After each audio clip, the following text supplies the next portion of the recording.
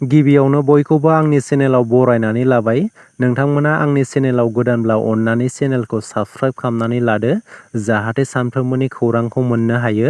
दासिमनि मोननैसो खौरांफोरा जाबाय LPG gas cylinder, Aadhaar card आरो ड्राइभिं लाइसेन्सखौ लानानै मोनसे मिथिनो गोनां खौरां। 1 जुननिफ्राय सोलायगोन माखासे नेमखान्थिफोरा। लाख लाख आधार कार्डनि बिजाथिफोरा 14 जुननि सिगां आधार कार्डखौ आपडेट खालामनांगोन आरो 14 जुननि सिगां बेसेन नाङै आधार अनलाइन आपडेटनि थाखाय uidai.gov नाव थांनानै आपडेट खालामना लानो हागोन।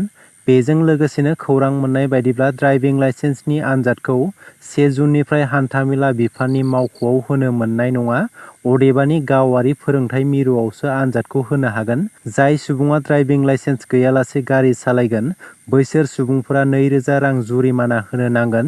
बेजों लोगोसेनो 18 बोसोर बैसोनि गाहायाव थानाय सुबुंफोरा गारि सालायोब्ला 25,000 रां जुरिमाना होनो नांगोन। बेनि अनगायैबो 1 जुननिफ्राय कमार्शियेल गेस सिलिन्डारनि बेसेनाबो खमायनो हागौ, लोगोसे पेट्रल आरो डिजेलनि बेसेनाबो सोलायनो हागौ होननानै मिथिनो मोन्दों। रायजो-राजाफोरनि थाखाय मिथिनो गोनां खौरां। BTC सेक्रेटारियेटआव जेरै-मेरै गारि मटर लाखिनो मोननाय नंला। खुंथायनि गनायथि गैयालासेनो BTC सेक्रेटारियेटफोराव हाबनो एबा गारि पार्किं खालामनो हानाय नंलिया। सेक्रेटारियेटआव थानाय CEMनि गारि पार्किं स्पेसआव CEMनि अनगायै रावबो गारि पार्किं खालामनो मोननाय नङा।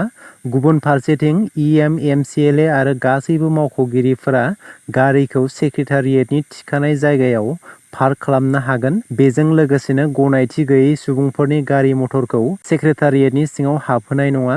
जुदि पार्किंनि आयेनखौ सिफायो अब्ला थोंजों 5,000 रां जुरिमाना फोनांगोन। खुंथायआ दानिफ्रायनो बेनि सायाव नोजोर लाखिनो रैखाथि बिबानगिरिखौ गोख्रों बिथोन होदों। खुंथायआ जुदि नोंथांमोना पान कार्ड आरो आधार कार्डखौ लिंक खालामनानै लायाखैब्ला दिनैनो लिंक खालामनानै लादो, नङाब्ला उननि समाव माखासे जेंनायाव गोग्लैनो हागौ।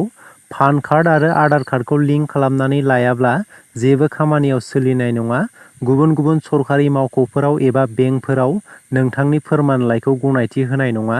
दिनै एबा 31 मेआवनो पान कार्ड आरो आधार कार्ड लिंक खालामनायनि जोबथा सान। जुदि नोंथाङा दासिमबो लिंक खालामाखैब्ला लिंक खालामना लादो, नङाब्ला 1,000 रां जुरिमाना होनो नांगोन। पान कार्ड आरो आधार कार्डनि लिंक खालामनो थाखाय नोंथांमोना incometax.gov नाव थांनानै लिंक खालामना लानो हागोन। आसामाव लटारि खेलाया बन्द जानो थांगासिनो। गुवाहाटी गोजौ बिजिरसालिया लटारि खेलाखौ लानानै मोनसे गेदेर खौरां फोसावदों। गोजौ बिजिरसालिया लटारि कमिटि, जिल्ला बेंगिरि आरो पुलिस सामलायगिरिनो मोनसे नटिस हरदों। लटारि रेगुलेसन एक्ट 1998 खौ सिफायनायनि अजद होनानै गोजौ बिजिरसालिया नखर बिफाननो फोसाव बिलाइ हरदों।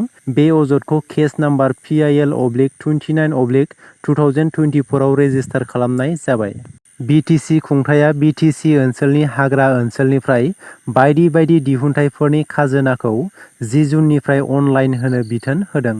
मोब्लिब बिल बांनायखौ लानानै बाक्सा जिल्ला अल आसाम स्टुडेन्ट इउनियनआ गोख्रों सोमावसारदों।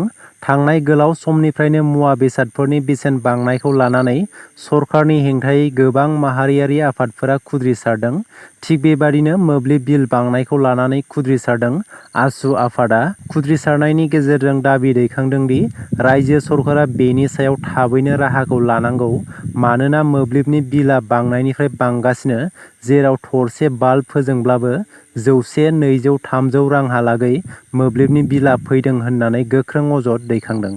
पाकिस्ताननि बलुचिस्तान ओनसोलाव हरनि समाव इराननि सान्थ्रिफोरा गुलि गावहरदों, जेराव 4 पाकिस्तानी सुबुंफोरा जिउ खहा जादों आरो 2 सुबुङा गोब्राब जोखोम जादों। पाकिस्तान आरो इराननि गेजेराव बे जेंनाया सोमजिदों जेब्ला थांनाय जानुवारि दानाव पाकिस्ताननि बलुचिस्तान ओनसोलाव इरानआ मिसाइलजों गाग्लोबदोंमोन। बेनि फिनजाथाय होनायाव पाकिस्तानआ इराननि ओनसोलाव मिसाइल आरो ड्र'नजों गाग्लोबदों। बेबादि जाथाय जानायनि उनाव पाकिस्तानआ इराननि तेहराननिफ्राय गावसोरनि राजथान्दैखौ लिंहरफिनदोंमोन आरो इराननि राजथान्दैखौ पाकिस्ताननि इस्लामाबादआव फैनो गनायथि होआखैमोन।